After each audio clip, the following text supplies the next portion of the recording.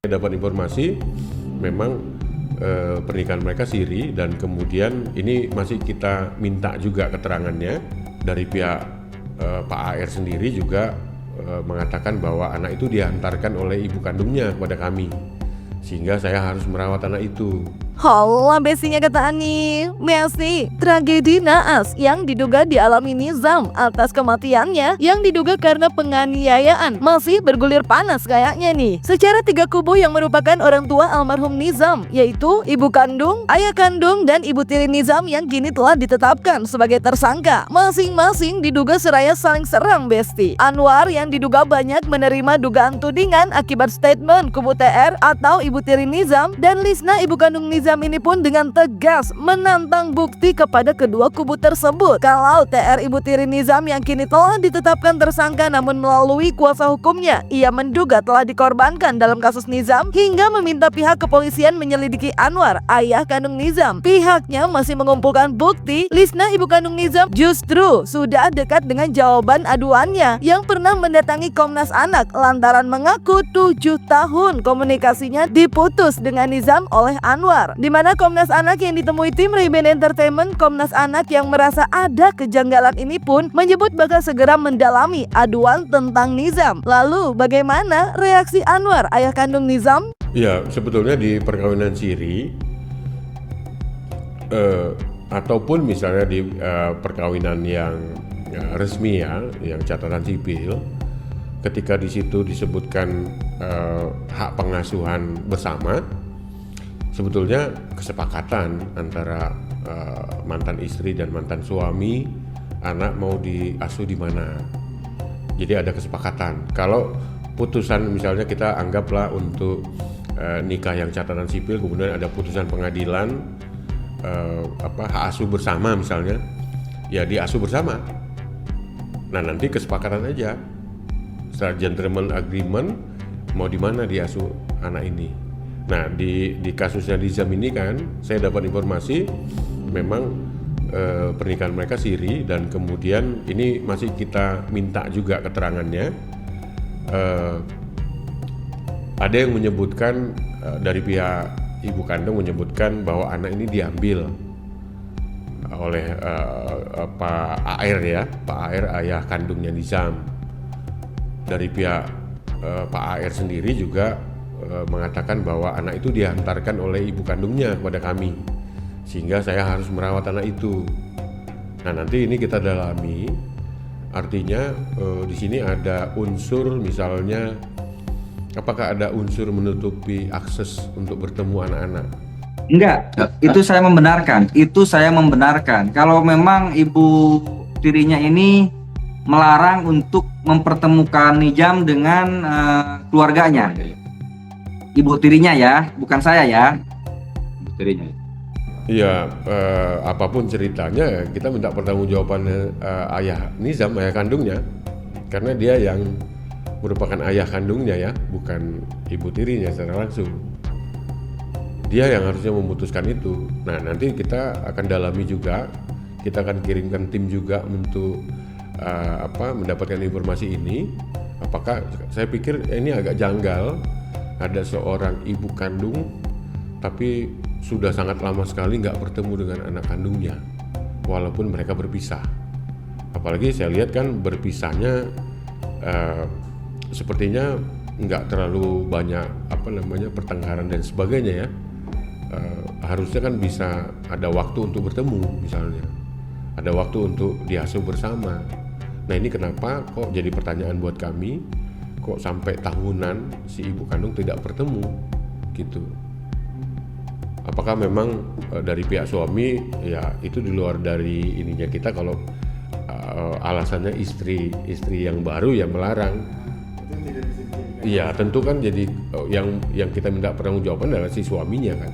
Dia yang berhak untuk menentukan bagaimana pengasuhan anaknya gitu. Karena memang agak janggal juga sampai sekian tahun, dan ya ini udah terlambat baru diberitahu istri ya. Atau nanti sebaliknya, apakah istri memang selama ini tidak pernah mengunjungi anaknya? Nah, kasus dugaan kematian Nizam yang masih bergulir ini pun diduga makin sengit lagi, Besti. Lantaran bukan hanya Lisna, ibu kandung yang bereaksi, tapi juga ibu tiri Nizam yang kini telah ditetapkan jadi tersangka dalam kasus tersebut. TR yang diduga telah melakukan penganiayaan terhadap Nizam hingga meregang nyawa, namun diduga telah merasa dikorbankan, kini tak hanya meminta agar Anwar, ayah kandung Nizam, diusut, tapi juga angkat bicara terkait bantahannya, di mana kuasa hukum TR yang ditemui eksklusif oleh tim Ray-Ban Entertainment kalau Nizam kerap dianiaya. Mengapa Nizam kerap kembali ke rumahnya TR, katanya. Terlebih menurut Acong, kuasa hukum TR, kliennya yang merupakan ibu tiri Nizam tersebut bukan hanya yang merawat dan juga sayang terhadap Nizam, tapi juga memasukkan Nizam ke sekolah yang bagus. Apalagi menurut kuasa hukum TR, Lisnawati pun sempat melaporkan Anwar dengan dugaan penelantaran anak, Besti. Sementara itu di sisi lain, kubu Anwar sendiri dalam wawancara Zoom-nya bersama awak media menghimbau agar fokus aja pada perkara yang kini dijalani, dan juga akan dibuka lagi laporan TR tahun lalu di mana ia pernah dilaporkan dengan dugaan kekerasan pada Nizam. Yang saya tahu baik-baik aja mereka. Justru Nizam ini mau pulang ke rumahnya TR itu kan karena dirawat, bukan karena bapaknya di situ juga. Karena dia juga merasa nyaman pulang ke sana. Kalau dia terancam, selalu dianiaya, tidak nyaman di situ, nggak mungkin itu pulang ke situ. Apalagi dia kondisi sakit di pesantren, pengen pulang ke situ. Dari situ juga kita bisa menjabarkan itu. Artinya saya juga mau mengajak ke teman-teman netizen, ke masyarakat di sini, ya kita tidak bisa langsung menghakimi seseorang jahat ibu tirinya, pelaku penganiayaan menyebabkan kematian. Belum tentu. Dan bisa jadi ada orang yang mendesain yang seolah-olah ibu ini pelakunya, padahal dia adalah korban. Sejauh itu saya pun belum menanyakan itu, cuman memang informasi dari teman-teman tim katanya begitu. Artinya rumah pun itu adalah rumah dari TR ini gitu.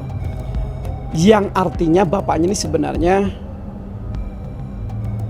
ibarat apa bahasa sekarang tuh mungkin mukondor dan kurang tanggung jawab terhadap terhadap keluarganya.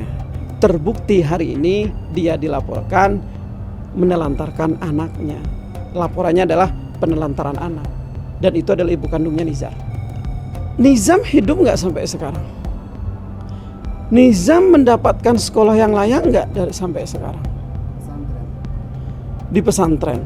Artinya sampai Nizar ini, maksudnya sampai terakhir hayat hidupnya dia baik-baik aja selama ini.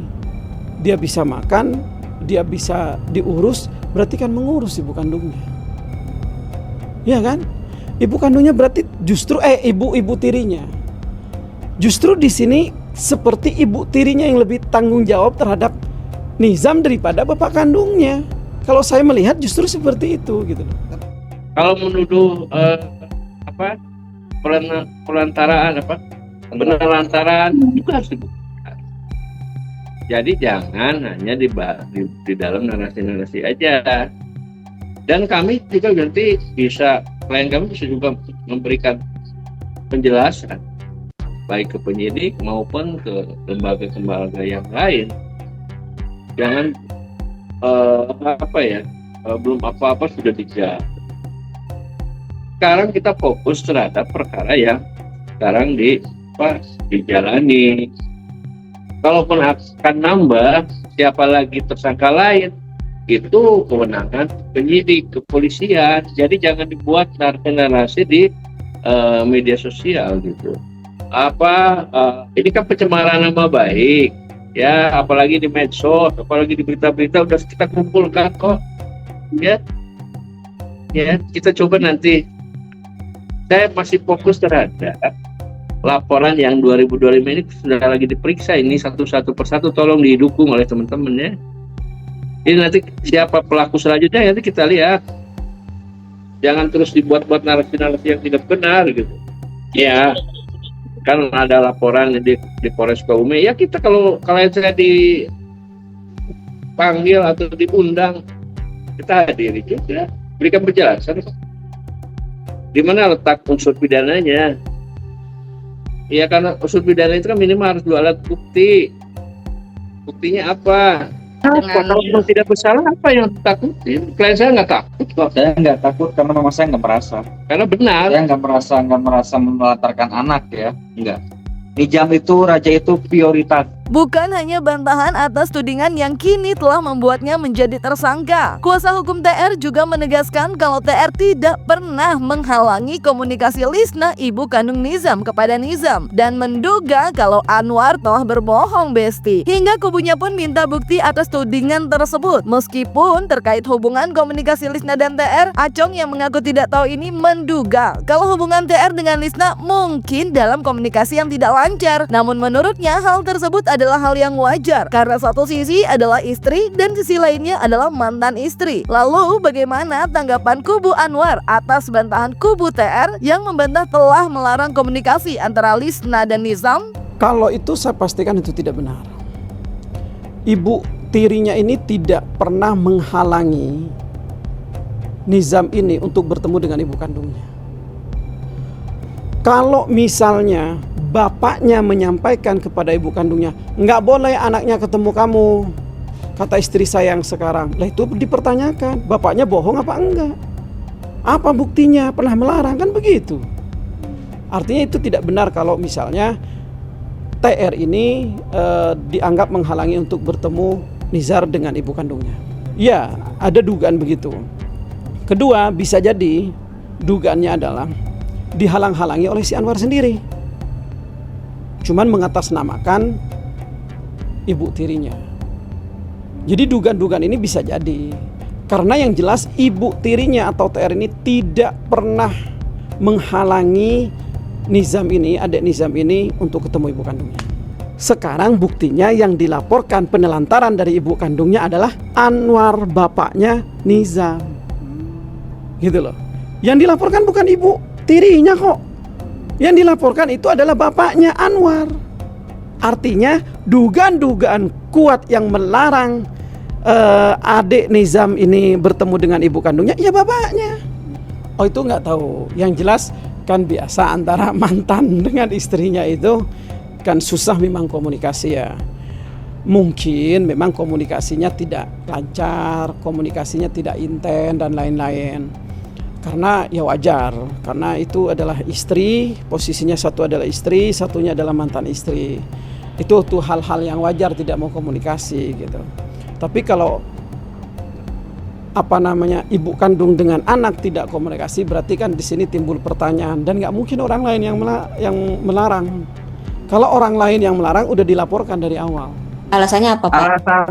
Alasan ibu tirinya, kamu jangan kenalkan Nijam dengan pihak keluarganya, nanti kalau Nijamnya jadi nggak fokus dalam arti nanti pikirannya bercabang, ingat ke sana kemarin nggak fokus.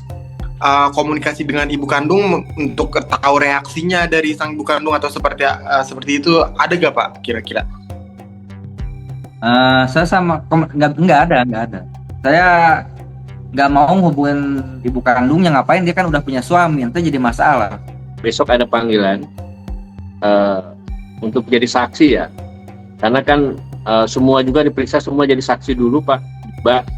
Jadi nanti kalaupun nanti ada cukup bukti, orang yang menjadi saksi itu bisa nanti ditingkatkan menjadi tersangka gitu. Jadi saya selaku kuasa hukum akan memantau dan mengawasi semua tahapan-tahapan penyidik melakukan pemeriksaan. Ya, selain datangi Komnas Anak untuk mengadukan terkait dugaan pemutusan kontak dengan Nizam selama 7 tahun, kubu Lisna juga melaporkan dugaan penelantaran anak serta membongkar dugaan KDRT selama menikah dengan Anwar, yang diduga hal tersebut membuat kubunya menduga kalau kematian Nizam melibatkan tersangka lain. Terlebih, kuasa hukum Lisna juga seraya diduga menekankan kalau sebelum meninggal Nizam ada dalam pengasuhan siapa katanya. Lalu benarkah Anwar yang kekeh tak terima dengan dengan hal tersebut akan mengambil upaya hukum terhadap Lisna. Nah, yang hal menarik adalah bahwa kemarin saya dihubungi oleh teman lawyer. Nah, teman lawyer itu bilang ke saya, kan kebetulan saya kenal teman lawyernya itu. Dia dapat kuasa dari ibu tirinya. Loh, saya bilang, oke, kalau gitu minta ketemu dong, bro. Katanya, oke, dalam rangka apa ketemu? Bahwa dia bilang ini dilakukan bukan hanya oleh ibu tiri. Dia punya bukti, kan dia punya film, punya foto dan sebagainya. Harusnya semalam, kan saya ketemu dengan dia. Tapi hari ini saya baru ketemu sama dia. Saya pengen lihat bukti-bukti apa. Berarti belum lihat bukti-bukti? Belum. Hari ini saya mau ketemu sama dia. Bang, tadi sempat bilang ada indikasi bahwa ayahnya juga ikut. Itu Ikut, seperti apa sih ya, Bang? Bang? Dari KPAI tadi kan menyampaikan kepada kita, dia mendorong kepada pihak penyidik, kan dia mendorong kepada pihak penyidik untuk kan dilakukan pemeriksaan juga terhadap ayahnya. Karena kenapa? Ini ayahnya mengetahui, ayahnya membiarkan menurut KPAI tadi bahwa dari umur 1 tahun sampai umur 7 tahun, kan Nizam dikuasai oleh ibunya. Artinya dalam asuh ibunya dan dalam keadaan sehat dan bahagia. Kan kemudian diantar ke pesantren, kita nggak usah panjang lebar tarik-tarik ke belakang bahwa Nizam mati dalam asuhan siapa. Itu aja lah, kan publik juga tahu lah. Ibu tiri maupun pelaporan tentang bahwa pelaporan yang dari istri yang istrinya ibunya Nizam ya, yang dilakukan ya silakan aja ya. Bukan ini, kami bisa membuktikan semua juga bisa kita bantah dengan yang jadi silakan sepanjang bisa dibuktikan secara hukum ya kita tunggu. Nizam itu, raja itu prioritas. Dan itu sudah saya posting di Facebook saya waktu terakhir anak saya ada keperluan. Saya minta bantuan terhadap ibunya tidak merespon. Dan selama anak itu sama saya, diantar ke saya, selama anak itu sama saya, jangankan besar, 10.000 perak pun ibunya tidak pernah simpati sama anak saya. Gak mungkin saya menghalang-halangi ibunya datang ke anak saya, apalagi membawa rezeki buat anak saya, gak mungkin. Jadi ibunya pun saya lihat di podcast banyak memberikan keterangan-keterangan palsu.